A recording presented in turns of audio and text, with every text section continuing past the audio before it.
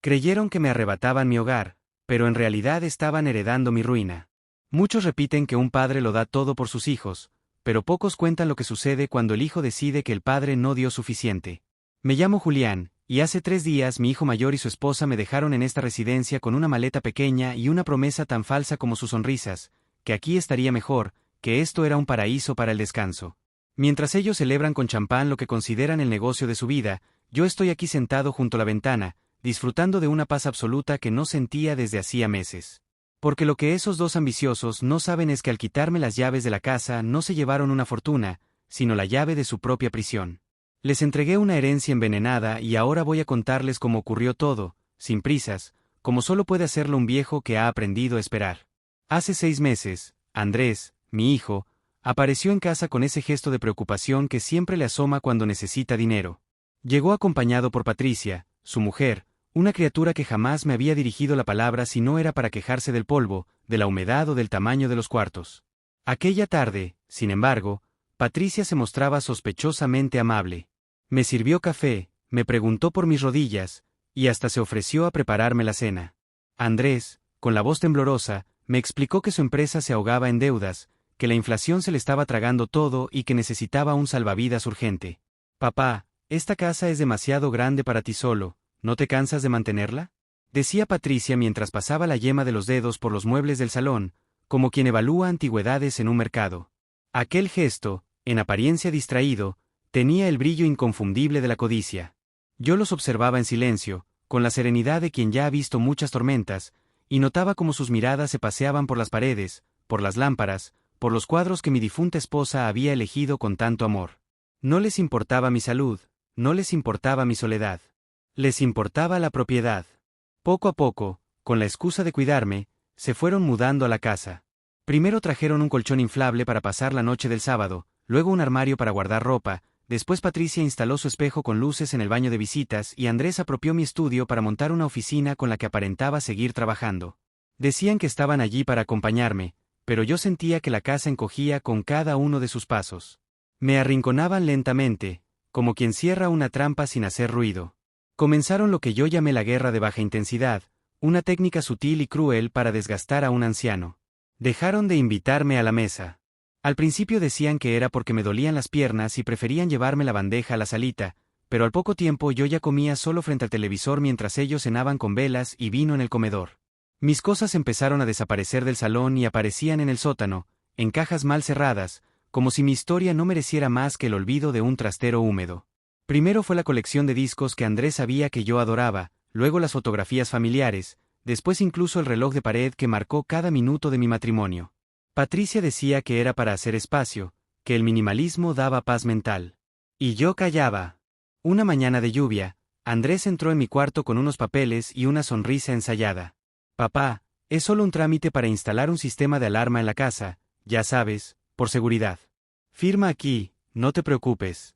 Yo me puse las gafas con parsimonia, leí cada línea con la minuciosidad de quien ha aprendido que los hijos también pueden clavar puñales, y supe al instante lo que aquellos folios ocultaban. No era un contrato de alarma. Era una cesión de derechos y un poder absoluto sobre todos mis bienes, una llave maestra que les permitiría vender la casa sin mi consentimiento, vaciar mis cuentas y decidir dónde debía pasar el resto de mis días. Andrés esperaba que me negara, que montara en cólera o que llamara a mi abogado. Pero yo hice justo lo contrario. Tomé el bolígrafo, apoyé la punta sobre el papel con la firmeza de quien está firmando su propia liberación, y tracé mi nombre sin dudar ni un segundo. Patricia, que espiaba desde la puerta entreabierta, no pudo contener una sonrisa de triunfo. En sus ojos se encendió la certeza de que el viejo Julián por fin había perdido el juicio, de que la edad me había vuelto sumiso y manejable.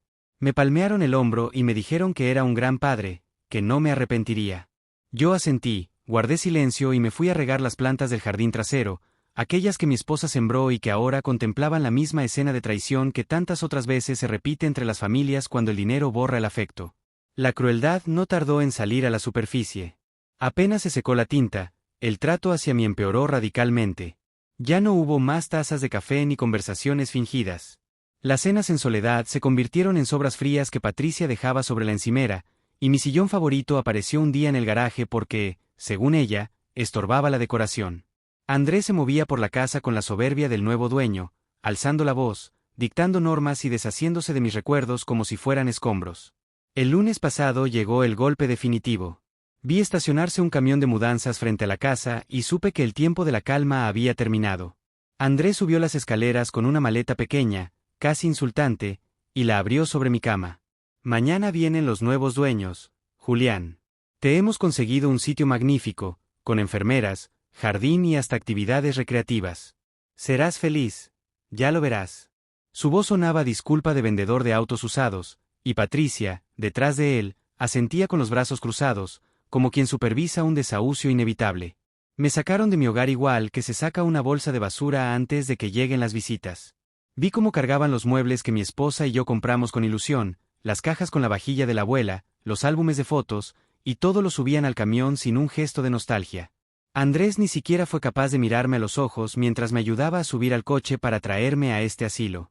Iba demasiado ocupado hablando por teléfono, negociando con un vendedor el modelo exacto del automóvil de lujo que se compraría con el dinero de la venta, un vehículo que probablemente ya nunca podrá pagar. Cuando me bajaron en la puerta de la residencia, mi hijo me entregó un sobre amarillo con una frialdad que aún me hiela los huesos. Aquí están los papeles del asilo, te hemos pagado el primer mes con tu jubilación, los demás se debitarán automáticamente. Ah, y toma las llaves de la caja fuerte de la oficina, quédate con lo que haya dentro, nosotros ya tomamos lo importante. Lo dijo sin pestañear, como quien liquida un trámite administrativo, y luego se marchó sin mirar atrás, dejando tras de sí una nube de humo del escape y el corazón supuestamente roto de un padre abandonado. Esa misma tarde cerré la puerta de mi habitación, corrí las cortinas y llamé a mi abogado de toda la vida, el licenciado Rojas. Marqué su número con la tranquilidad de quien mueve una pieza maestra en un tablero que sus rivales creían ganado. Licenciado, le dije en voz baja, ¿ya se ha consumado la transferencia de la propiedad? La respuesta llegó con la gravedad precisa. Sí, don Julián. Su hijo figura ya como responsable legal de todos los activos vinculados a esa dirección, tal como usted previó. Al firmar el poder notarial amplio, él y su esposa asumieron el control absoluto y, con ello, la responsabilidad solidaria sobre cualquier carga fiscal oculta. Suspiré aliviado por primera vez en meses. Mi hijo, en medio de su prisa por convertirse en millonario, olvidó un pequeño detalle del pasado, un detalle que yo había custodiado con paciencia de artesano durante 10 largos años. Cuando Andrés quiso abrir su primera empresa, me pidió de rodillas que pusiera la casa como garantía de una serie de movimientos fiscales y préstamos que, al poco tiempo, terminaron en un desastre legal de enormes proporciones. Yo, como padre, interpuse mi nombre y mi patrimonio para protegerle, pero a la vez inicié batallas judiciales silenciosas, apelaciones y recursos para congelar aquella deuda mientras él volvía a levantarse. Durante una década mantuve a raya al fisco con triquiñuelas legales, renovaciones de plazos, amparos y toda la sabiduría que solo un viejo con tiempo y memoria puede desplegar. Esa deuda quedó dormida, pero nunca muerta, agarrada a las escrituras de la casa como un parásito esperando su momento. Al obligarme a firmar aquel poder y al vender la propiedad, Andrés no solo se embolsó el dinero del comprador. Según la ley, al aceptar el control total de los bienes bajo esa figura jurídica de cesión absoluta, también aceptó, sin saberlo, la responsabilidad directa de la deuda fiscal que pesaba sobre el inmueble. Una deuda que, con intereses acumulados, recargos y penalizaciones, hoy supera con creces el valor de la casa que vendieron. Mientras relato esto, sé que los auditores ya están tocando la puerta de su hotel, o quizá de su nueva y efímera dirección. No solo perderán hasta el último centavo de la venta, sino que el Estado embargará sus cuentas personales, sus vehículos, los ahorros de Patricia e incluso su parte de la herencia que creyeron conquistar, porque ella firmó como copropietaria en la compraventa. Yo, en cambio, soy legalmente insolvente. No poseo nada a mi nombre, ni bienes raíces, ni cuentas abultadas. Esta residencia está cubierta por un fondo de jubilación protegido que ellos jamás pudieron tocar, y aquí tengo comida caliente, medicinas puntuales, un jardín en el que puedo leer sin sobresaltos y, sobre todo, una paz innegociable. No hay codicia al doblar la esquina, no hay voces fingidas, no hay manos que reubican mis recuerdos en el sótano. Así que, Andrés, gracias por el asilo. Es mucho más confortable que vivir con traidores. Tú querías mi casa, ahora tienes mi ruina, una ruina que yo cultivé en silencio durante años mientras tú contabas los metros cuadrados. Me preguntarán si fui demasiado cruel o si simplemente les entregué la cosecha de sus propias decisiones. Déjame tu opinión en los comentarios, porque un hombre puede sentarse a esperar justicia, o puede sembrarla con la misma paciencia con la que se riega una planta. Si esta historia te atrapó, suscríbete al canal, regálame un me gusta y compártela para que otros sepan que a veces, cuando te quitan todo, en realidad te están dando lo único que necesitabas, libertad. Hasta la próxima.